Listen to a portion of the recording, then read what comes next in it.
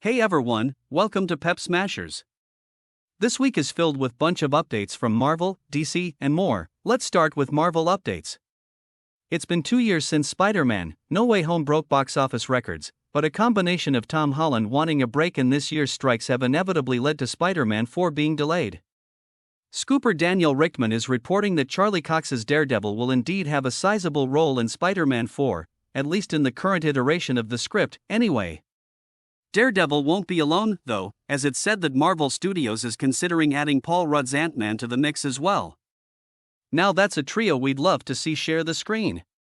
Given Scott Lang's history with getting into trouble with the law and his history as a vigilante, perhaps he also chooses to stand up to Mayor Fisk?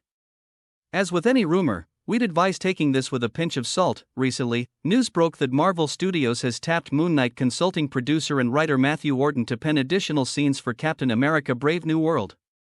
In terms of plot details, very little has been confirmed. However, based on set photos, we're expecting Sam Wilson to find a new ally in Joaquin Torres' Falcon and to clash with both the Serpent Society and Red Hulk.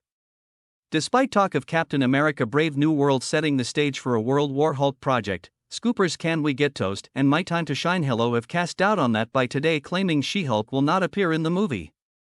They've also both debunked recent rumblings that Sebastian Stan will reprise his role as Bucky. She-Hulk is expected to get a second season on Disney, with Bucky returning in Thunderbolts. PlayStation owners have long rubbed it in Xbox owners' faces that Insomniac's Spider-Man games are PlayStation exclusives. So with the announcement that Bethesda was working on a Blade game, Xbox owners have been returning the favor. However, this has not been proven. It is only presumed simply because Microsoft paid $7.5 billion to acquire Bethesda Softworks in 2021. But no one knows how long the Blade game has been in development or what release dates and agreements have been reached with Marvel Games prior to Microsoft's acquisition of Bethesda. A representative from Marvel's parent company, Disney, recently refused to clarify if Blade will be an Xbox exclusive, opting to imply that the choice was in the hands of Bethesda.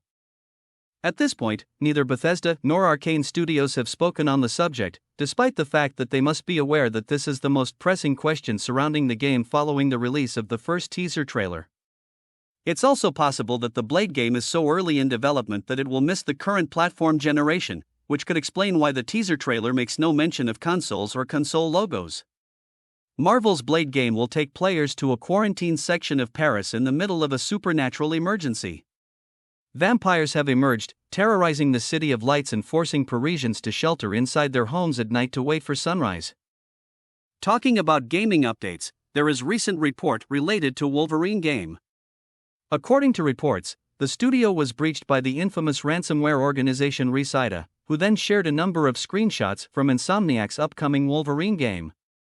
For the return of the data, they are requesting that Insomniac give them 50 bitcoins, which is worth almost $2 million. It has also been alleged that Reshoots has obtained confidential information belonging to the employees of Insomniac. Reshoots' website has screenshots of birth certificates, passports, employee emails, and social security cards, including information about Spider-Man 2 voice actor Yuri Lowenthal. Both the FBI and U.S. Cybersecurity and Infrastructure Security Agency issued a warning in November about Reshoots, that the hacking group was a credible threat and should be taken seriously. Reshoots has given Insomniac 7 days to supply the requested funds or they'll leak all the documents they've stolen. More recently, a hacker leaked details for Grand Theft Auto 6 Online a year before the game's big unveil a few weeks ago. Although an exact release date for Insomniac's Wolverine game is unknown, it is anticipated that players will have the title in their hands by late 2024 or early 2025. While Marvel Studios' animated projects have largely fallen by the wayside in 2023, work has continued on the likes of What If, X-Men 97, Spider-Man Freshman Year, which is retitled to Your Friendly Neighborhood Spider-Man, and Marvel Zombies. Work has already begun on future seasons of at least a couple of those, What If Season 3 and X-Men 97 Season 2, and, earlier this week, we learned of plans for a Black Panther spin-off titled Eyes of Wakanda. Scooper Daniel Richtman is claiming to have learned of yet another MCU animated project which is being developed.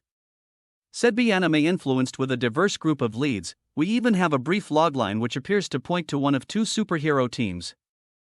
A clandestine group of ancient cosmic beings living undercover on Earth are trying to protect the world without being discovered by humans, it reads. They find themselves entangled in a cosmic battle that could reshape the fate of the universe. On the one hand, that sounds very much like the Eternals. If so, it could be an indication Marvel Studios plans to better explore what they were getting up to for the thousands of years they spent on Earth before Tiamat's emergence started. This would also go some way in building buzz for the long-awaited movie sequel, though we can't help but wonder whether the plan is to address that cliffhanger in animation rather than a pricey tentpole after the first movie underperformed in 2021. Another possibility is that this is the Inhumans. Inhumans weren't mentioned again until Anson Mount played a Black Bolt variant in Doctor Strange in the Multiverse of Madness last year. We'll see whether the Inhuman royal family gets a second chance in animation. Let's move on to the DC updates. News recently broke that Sean Gunn, James Gunn's brother, will be portraying Maxwell Lord in the DCU. The report from Deadline mentions that Maxwell Lord will be mentioned in Superman Legacy, but it's currently unclear whether the character will actually appear in the film.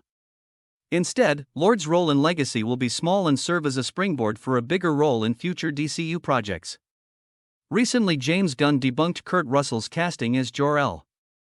Barry Keoghan has addressed his potential return as the Joker in Matt Reeves' The Batman Part 2, and we'd say there's a strong possibility he will be back as the Batverse's take on the Clown Prince of Crime. Moving on to Hollywood updates, the review embargo for Zack Snyder's Rebel Moon Part 1, A Child of Fire lifted earlier today, and critics have been sharing their thoughts. Unfortunately, it sounds like Snyder's attempt to launch his own universe to rival that other galaxy far, far away may have stumbled at the first hurdle. Despite high praise for the visuals, action scenes and ensemble cast, A Child of Fire is being universally panned for its derivativeness and messy, patchwork script, which fails to flesh out its characters in any meaningful way. With 24 reviews counted, the movie currently sits at an abysmal 17% on Rotten Tomatoes. What this means for the continued development of this universe is no clear. But reviews won't matter if the movie proves to be a hit, and Snyder has a lot of fans out there. Do you still plan on giving Rebel Moon a go when it hits Netflix? Leave your thought down below in the comments. For more videos, like, share and subscribe.